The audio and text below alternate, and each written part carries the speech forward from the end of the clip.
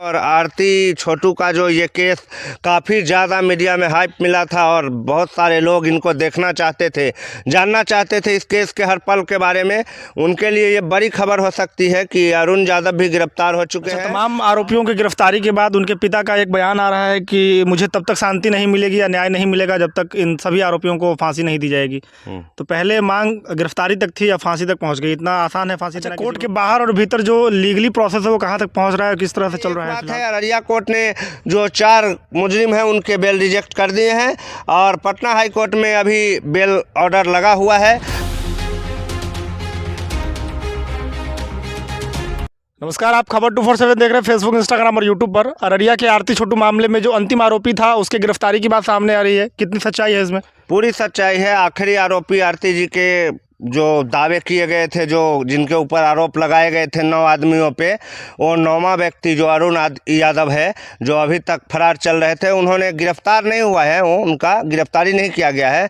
वो आत्मसमर्पण किए हैं अररिया कोर्ट में और सरेंडर करने के बाद उनको गिरफ्तार किया गया है और वो अभी जेल में है। और मतलब अब जो है आरती के जो भी गुनहगार थे या छोटू के पिता के जो भी गुनहगार थे, सभी लोग हवालात में बंद है। और आरती छोटू का जो ये केस काफ़ी ज़्यादा मीडिया में हाइप मिला था और बहुत सारे लोग इनको देखना चाहते थे, जानना चाहते थे इस केस के हर पल के बारे में। उनके लिए ये बड़ी खबर हो सकती है कि अरुण यादव भी गिरफ्तार हो चुके हैं और अब आरती छोटू लव ट्रायंगल में जो भी सस्पेक्ट लोग थे वो तमाम लोग अंडर कवर चले गए हैं और अब उनके ऊपर अदालत में क्या कुछ हो सकता है, इस बारे में चर्चाओं का बाज़ार बिल्कुल गर्म चल रहा है।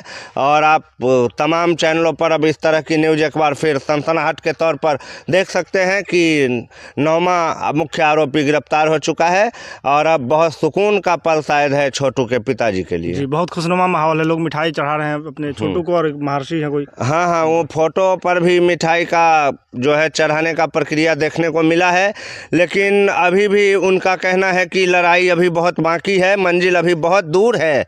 और अब तक जो छोटू के पिताजी थे या आरती जी थी, उनके द्वारा जो एक मांग की जा रही थी कि पहले तमाम आरोपियों को गिरफ्तार कीजिए, अभी तक आरोपी भी गिरफ्तार नहीं हुए हैं।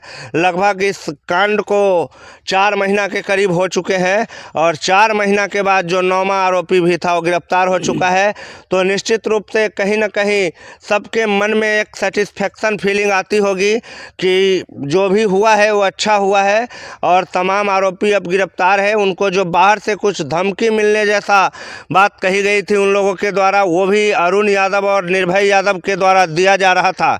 वो दोनों ही अभी तक फरार थे, तो निर्भय यादव पहले ही गिरफ्तार हो चुके थे और कल अरुण यादव के गिरफ्तार हो जाने के बाद आरती जहां पर अभी है और छोटू की पूरी फैमिली को कहीं ना कहीं एक मानसिक शांति जरूर मिली होगी। अच्छा, तमाम आरोपियों की गिरफ्तारी के बाद उनके पिता का एक बयान आ रहा है कि मुझे तब तक शांति नहीं मिलेगी या न्याय नहीं मिलेगा जब तक इन सभी आरोपियों को फांसी नहीं दी जाएगी। तो पहले मांग गिरफ्तारी तक थी या फांसी तक पहुंच गई? इतना आसान है फांसी देना किसी को? देखिए, ये उनकी मांग है। उनके सीने में जो आग लगी है वहाँ से ये आवाज़ें ज़रूर आती है कि सभी को फांसी हो जाना चाहिए।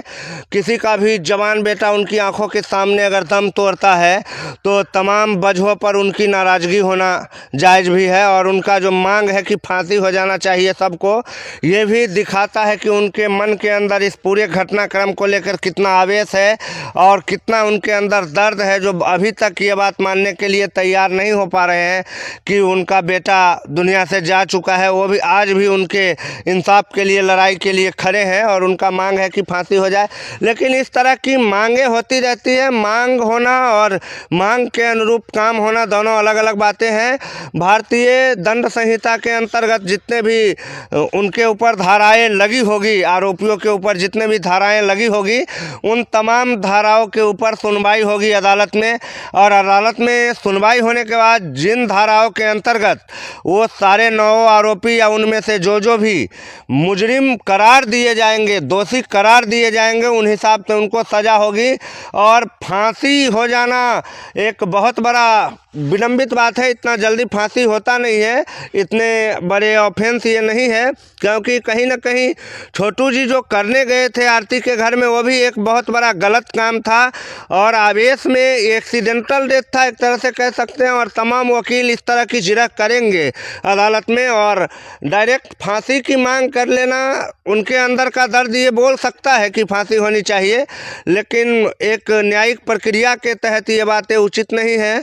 और जो भी उनके द्वारा तमाम आरोप लगाए गए स्थानीय विधायक पर कि वो जो है वो गुनहगारों के साथ है, स्थानीय प्रशासन पर तमाम आरोप आरती और छोटू के पिता के द्वारा लगाए गए थे कि आप काम नहीं कर रहे हैं, आरोपियों की गिरफ्तारी नहीं हो रही है। लेकिन आपने देखा कि वही प्रशासन और वहाँ के विधायक अगर लगाए ही होते, इतने अपने हाथ और आजमाए होते तो शायद बच भी सकता था एक दो अपराधी, लेकिन प्रशासन ने अपना काम किया। और मैं पहले से ही कहता आ रहा हूँ कि भारतीय प्रशासन या जो संवैधानिक प्रक्रिया है वो थोड़ी जटिल है, लंबी है। इतने आराम से अगर आप चाहेंगे कि 2-4 घंटे में सब कुछ फाइनल हो जाए, वो कुछ होने वाला नहीं है। लड़ाई लड़ी जा रही है मुजरिमों के खिलाफ और गुनहगारों के खिलाफ, और ये लड़ाई लड़नी भी चाहिए, लेकिन इसका जो परिणाम है वो आने में समय लगेगा। अभी लंबी लड़ाई बाकी है। अच्छा, कोर्ट के बाहर और भीतर जो लीगली प्रोसेस है वो कहाँ तक पहुँच रहा है, किस तरह से चल रहा है फिलहाल?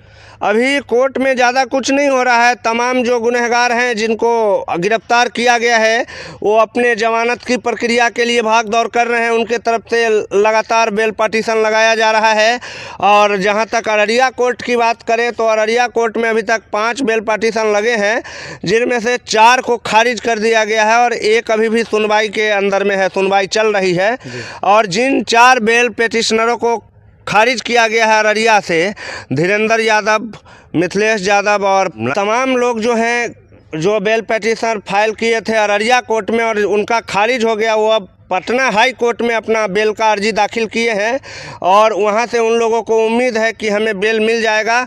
लेकिन छोटू के पिता की अगर बयान सुने तो उनका कहना है कि हमारे भी वकील वहां पर ये बात साबित करने में लगे हुए हैं कि इन लोगों को बेल नहीं मिलना चाहिए। और तमाम दोनों तरफ से अभी वकील जो हैं वो बेल मिलना चाहिए कि नहीं मिलना चाहिए, ये कार्रवाई अररिया कोर्ट में भी और पटना कोर्ट में भी आरती छोटू केस में चल रहा है।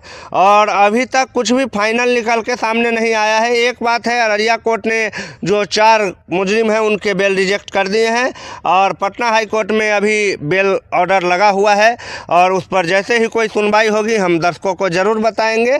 फिलहाल ये पूरा मामला जो है, इसमें एक बड़ी खबर यही है कि जो 9वां मुख्य आरोपी था वो भी गिरफ्तार हो चुका है।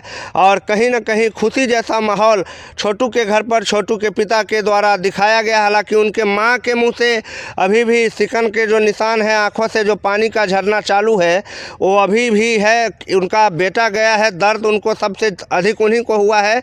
और वो रो रो करके एक ही बात बोलती है कि जो भी हत्यारा है उसको सज़ा मिले, फांसी मिले, तभी हमारा बेटा को इंसाफ मिलेगा और हमारे मन को शांति मिलेगा। और ये मांग जायज़ भी है। अच्छा, अंतिम सवाल है कि खबरों में ऐसा कहा जा रहा है कि आरती की मां आरती से मुलाकात की है। आरती की मां आरती से मुलाकात की है, ऐसा मुझे अभी तक कहीं से पता नहीं चला है और मैं जानकारी लेने की कोशिश करूंगा। इस बारे में मुझे कोई ख़ास जानकारी नहीं और मुझे ऐसा लगता ही नहीं कि आरती की मां आरती से मिली होगी किसी भी हालत में, कारण कि ऐसा कोई सिस्टम अभी वहां पर नहीं है और मुझे नहीं लगता कि ऐसा हुआ होगा। चलिए, धन्यवाद आप सभी दर्शकों का वीडियो को अंत तक देखने के लिए। जय हिंद। जय हिंद।